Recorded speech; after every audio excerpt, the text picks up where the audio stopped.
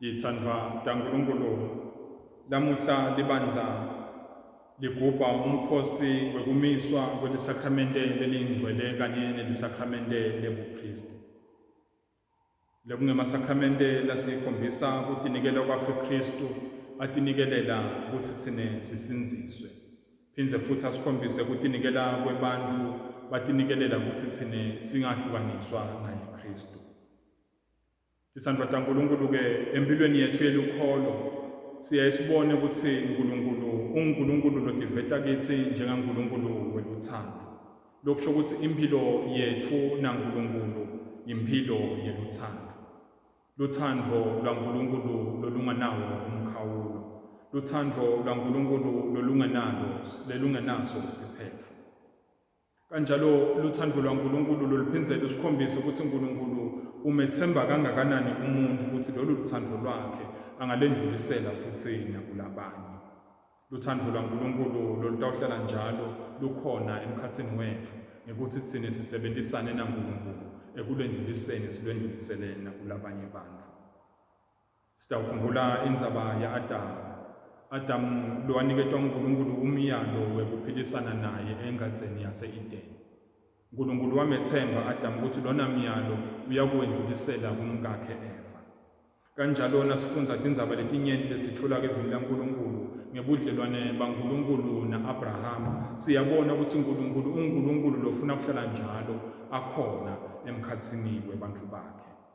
Endzabeni ya-Abrahama, uNkulunkulu loku wakwenta ngekuthi amise sithembiso emkhatsini wakhe naye Abrahama. Leso sithembiso lasimisa uNkulunkulu wasimisa ngekuthi atshele Abrahama ukuthi emndenini wema-Israyeli bonke bantfwana bebafana bayawusoka. Loko kusoka wonke umndeni lokhona ka-Israyeli utimbandzakanya nebudlelwane lobukhona emkhatsini waNkulunkulu naye Abrahama, budlelwane belutsandvo.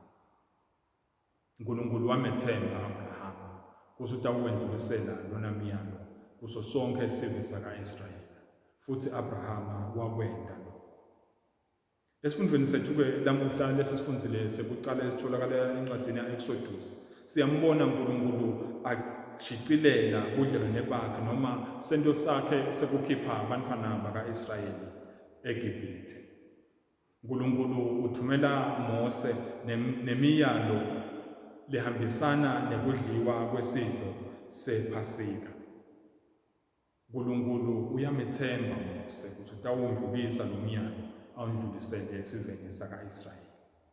Futhi naye Mose uyakwenda lokho njengoba siva kuye verse 21 kuya ku-27 ukuthi Mose wabita baholi baso sive saka-Israyeli wendlulisela kuwo lona myalo wekudliwa kwalesidlo sePhasika.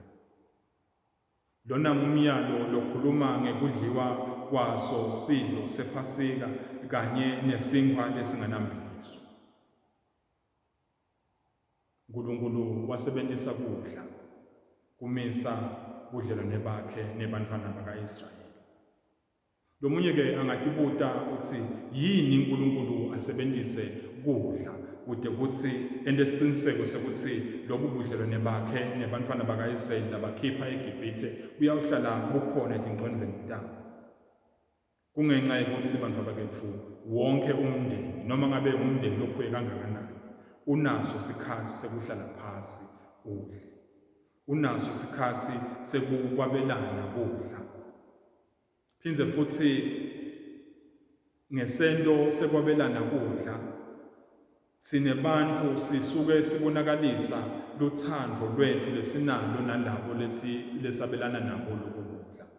Phindze futhi sine sikhombise lutsandvo ngekuthi labo bantfu lesidla kanye nabo siyabemukela futhi siyabatsandza. Ngekwabelana kudla sine sibonakalisa bunye betfu njengemindeni. Kungaleso sizathu-ke uNkulunkulu asebentisa kudla kuze kuthi afundzise bantfu bakhe ngelutsandvo lwakhe lanalo nesive sakhe. Loko kudla leso sidlo uNkulunkulu wenda siqiniseke ukuthi siyawuhlala sikhona njalo etimpilweni tebantfwana baka-Israyeli ukubonakalisa emandla akhe uNkulunkulu lawasebenzisa kubakhipha eGibhithe. Lesi sidlo siyawuqhubekisa luthando lwaNkulunkulu njengoba simuva nje umbhalo wencwadi ye-Exodus athi ku-chapter 12 verse 14, lesi sidlo niyakusigcina nini nanini. Lokusho ukuthi nalabo laba bakade bangekho ngesikhathi uNkulunkulu akhipha abantwana baka-Israyeli bayotimbandzakanya nalabo labakhishwa eGibhithe bakhishwa nguNkulunkulu ngekuthi badle lesi sidlo sePhasika. Esifundweni sesibili siva Pawula lolingisa Mose naye utifaka emkhatsini uxhumanisa bantfu labaphila ngesikhathi sakhe kanye nesento saJesu sekumisa isakramente lelingcwele laseLathini. Uyaqhubeka Pawula uphindze futhi ufundzisa sive saleso sikhathi bekaphila naso uthi kubo Jesu Kristu lesidlo wasimisanga nanga emavi wathi, lokhu ngumtimba wami lohleshulelwe nini, lokhu kwendeni kuze ningikhumbule. Lokusho ukuthi ngesikhathi thine sitimbandzakanya kuleli sakramente elingcwele laseLathini sisuke thine sikhumbula Kristu indlela latinikela ngayo ukuze kuthi thine sisinziswe. Leli sakramente laseLathini isakramente lelikudla. Bantfu ngalo leli sakramente batimbandzakanya na Jesu Kristu. Bantfu ngalo leli sakramente bagcinisa bunye babo na Jesu Kristu kanye nabomakhelwane babo. Ngakho-ke akusiko nje kudla kuphela leli sakramente leli, kodwa yindlela yekubuyisana, yindlela yekwandzisa luthando kubo bonke bantfu, luthando laNkulunkulu. Ngaleyo ndlela nathi sitimbandzakanya nalabo labakade baphila naJesu labemukela lolu luthando lwakhe Jesu lusuka kuye luqobo lwakhe. Nathi semukela lona lolo luthando ngekutimbandzakanya ekudleni lesi sidlo saseLathini. Jesu-ke wenda isiqiniseko sekuthi lokhu kuyaqhubeka ngekuthi anikete bafundzi bakhe lesidlo lesingcwele saseLathini, aphindze futhi abafundzise bafundzi bakhe esidlweni sekugcina. Njengoba siva evangelini lanamuhla, Johane uqhubeka nayo lendzaba yeluthando. Uthi etentweni takhe Jesu Kristu, Jesu abebonakalisa luthando lwakhe, futhi Jesu abekatsi amema abafundzi bakhe uthi nabo balwendlulisele luthando lwakhe, balwendlulisele kulabanye bantfu. Jesu Kristu siyambona kulesifundo selivangeli, uyatinikela kubafundzi bakhe njengesisebenti sabo, njengesigcila sabo. Uthini Jesu Kristu ngekusebentisa lesibonelo sekugcina? Uthi Jesu kithi nangabe sifuna kubona ukuthi bantfu kufanele sibaphathe kanjani, asibuke nabo bantfu etimpilweni tethu lesibabukela phasi. Nabo bantfu labasinababuka thini babuke bantfu labakhulu. Uthi Jesu indlela labasiphatha ngayo, indlela lamenda ngayo tintfo nasisemkhatsini wabo, indlela nathi lokufanele ukuthi siyisebentise ukuthi siphathane ngayo njengemakholwa. Siyatshela ukuthi Jesu wathi nasakasekuveni kwekugcina nebafundzi bakhe wakhumula timbatho takhe, wagaca luthawula elukhalo lwakhe, wathela emanti emgezelweni wakucaphaswa wageza tinyawo tebafundzi bakhe. Lokhu luphawu lwekutehlisa, lokhu luphawu lwekukhombisa luthando lwakhe Jesu Kristu lanalo nebafundzi bakhe. Kodwa Petro uthi nakabona Jesu enda lokuthi ngeke Nkosi, wena ube sigcila sami, ngimi phela lofanele ukuthi aguqe embi kwakho ageze wena tinyawo, hayi ukuthi wena ugeze tami tinyawo. Kodwa Jesu uthi kuye Petro, kwanyalo yePetro, angeke uzokuconze lokho, kodwa utakuconza emva kwesikhathi. Uyaqhubeka Petro uthi ngeke Nkosi kwendeke lokho ukuthi wena ugeze tinyawo tami. Jesu ukhuluma ngemavili lasindzako kuPetro. Uthi nangabe mine ngingatigezi tinyawo takho ude udlelwane nami. Bantu bakethu, lawa mavi aJesu asitshela ukuthi lesento saJesu lesi sento lesiniketa abafunzi bakhe indzawo empilweni yakhe Jesu.